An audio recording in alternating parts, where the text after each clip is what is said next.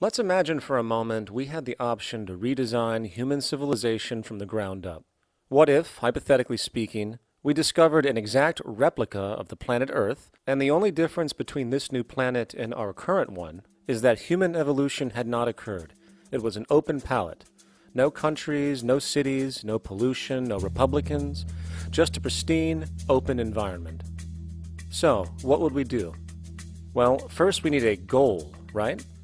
And it's safe to say that goal would be to survive. And not to just survive, but to do so in an optimized, healthy, prosperous way. Most people indeed desire to live, and they would prefer to do so without suffering. Therefore, the basis of this civilization needs to be as supportive and hence sustainable for human life as possible, taking into account the material needs of all the world's people while trying to remove anything that could hurt us in the long run. That goal of, say, maximum sustainability understood, the next question regards our method. What kind of approach do we take? Well, let's see. Last I checked, politics was the method of social operation on Earth. So what do the doctrines of the Republicans, liberals, conservatives, or socialists have to say about societal design? Not a damn thing. Okay, then what about religion? Surely the great creator had to have left some blueprint somewhere. No, nothing I can find. Okay then, so what's left? It appears something called science. Science is unique in that its methods demand not only that the ideas proposed be tested and replicated, but everything science comes up with is also inherently falsifiable. In other words, unlike religion and politics, science has no ego, and everything it suggests accepts the possibility of being proven wrong eventually. It holds on to nothing and evolves constantly. Well, that sounds natural enough to me. So then, based on the current state of scientific knowledge in the early 21st century, along with our goal of maximum sustainability for the human population, how do we begin the actual process of construction? Well, the first question to ask, what do we need to survive? The answer, of course, are planetary resources. Whether it is the water we drink, the energy we use, the raw materials we utilize to create tools and shelter, the planet hosts an inventory of resources, many of which are demanded for our survival. So, given that reality, it then becomes critical to figure out what we have and where it is. This means we need to conduct a survey. We simply locate and identify every physical resource on the planet we can, along with the amount available at each location, from the deposits of copper, to the most potent locations for wind farms to produce energy, to the natural freshwater springs, to an assessment of the amount of fish in the ocean, to the most prime arable land for food cultivation, etc. But since we humans are going to be consuming these resources over time, we then realize that not only do we need to locate and identify, we also need to track. We need to make sure we don't run out of any of this stuff. That would be bad. And this means not only tracking our rates of use, but the rates of earthly regeneration as well, such as how long it takes for, say, a tree to grow or a spring to replenish. This is called dynamic equilibrium. In other words, if we use up trees faster than they can be grown back, we have a serious problem, for it is unsustainable. So then, how do we track this inventory, especially when we recognize that all of this stuff is scattered everywhere? We have large mineral mines in what we call Africa, energy concentrations in the Middle East, huge tidal power possibilities on the Atlantic coast of North America, the largest supply of freshwater in Brazil, etc. Well, once again, good old science has a suggestion. It's called systems theory.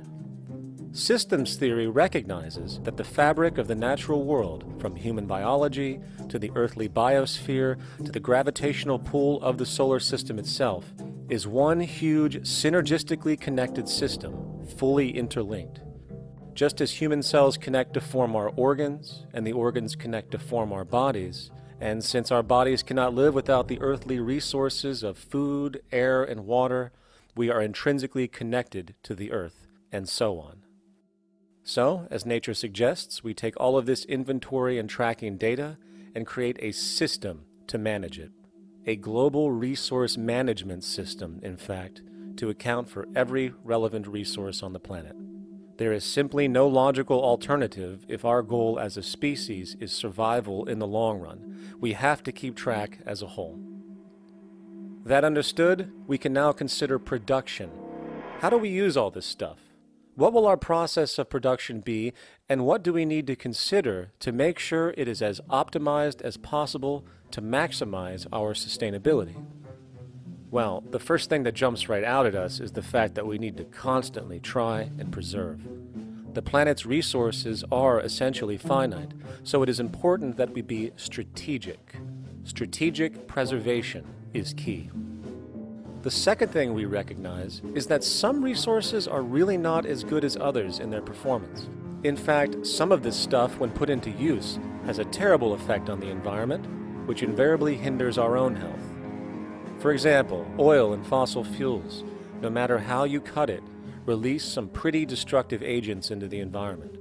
Therefore, it is critical we do our best to use such things only when we really have to, if at all. Fortunately for us, we see a ton of solar, wind, tidal, wave, heat differential, and geothermal possibilities for energy production, so we can strategize objectively about what we use and where to avoid what could be called negative retroactions, or anything that results from production or use that damages the environment and hence ourselves. We will call this strategic safety, to couple in with our strategic preservation. But production strategies do not stop there. We are going to need an efficiency strategy for the actual mechanics of production itself. And what we find is that there are roughly 3 specific protocols we must adhere to. 1. Every good we produce must be designed to last as long as possible. Naturally, the more things break down, the more resources we are going to need to replace them, and the more waste produced. 2. When things do break down or are no longer usable for whatever reason, it is critical that we harvest or recycle as much as we possibly can. So the production design must take this into account directly at the very earliest stages. 3. Quickly evolving technologies, such as electronics, which are subject to the fastest rates of technological obsolescence, would need to be designed to foreshadow and accommodate physical updates. The last thing we want to do is throw away an entire computer system just because it has only one broken part or is outdated. So we simply design the components to be easily updated, part by part, standardized and universally interchangeable, foreshadowed by the current trend of technological change. And when we realize that the mechanisms of strategic preservation, strategic safety, and strategic efficiency are purely technical considerations, devoid of any human opinion or bias, we simply program these strategies into a computer which can weigh and calculate all the relevant variables, allowing us to always arrive at the absolute best method for sustainable production based on current understandings. And while that might sound complex, all it is a glorified calculator. Not to mention, such multivariate decision-making and monitoring systems are already used across the world today for isolated purposes. It is simply a process of scaling it out.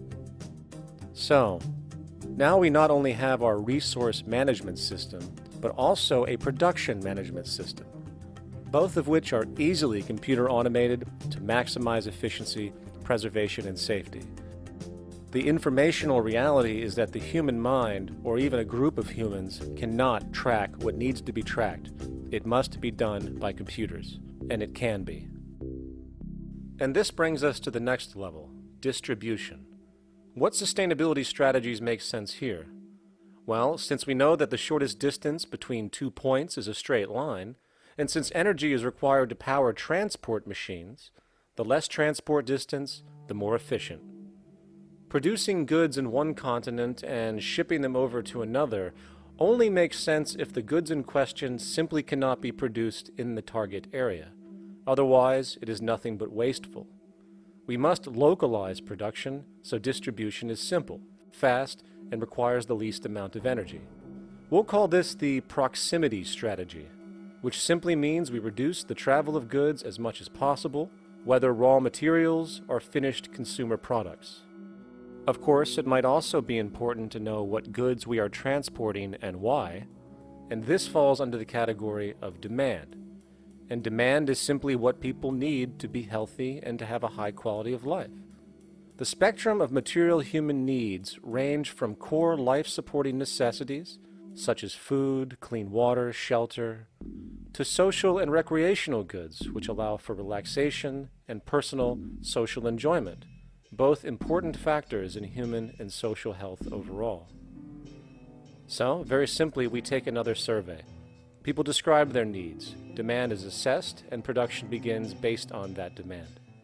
And since the level of demand of different goods will naturally fluctuate and change around different regions, we need to create a demand distribution tracking system, so to avoid overruns and shortages. Of course, this idea is old news. It is used in every major store chain today to make sure they keep up with their inventory. Only this time we are tracking on a global scale. But, wait a minute, we really can't fully understand demand if we don't account for the actual usage of the good itself. Is it logical and sustainable for every single human to, say, have one of everything made, regardless of their usage? No, that would be simply wasteful and inefficient. If a person has a need for a good, but that need is only for, say, 45 minutes a day on average, it would be much more efficient if that good was made available to them and to others when needed. Many forget that it isn't the good that they want, it is the purpose of that good. When we realize that the good itself is only as important as its utility, we see that external restriction, or what we might call today ownership, is extremely wasteful and environmentally illogical in a fundamental economic sense. So, we need to devise a strategy called strategic access. This will be the foundation of our demand distribution tracking system, which makes sure we can meet the demand of the population's needs for access of whatever they need when they need it.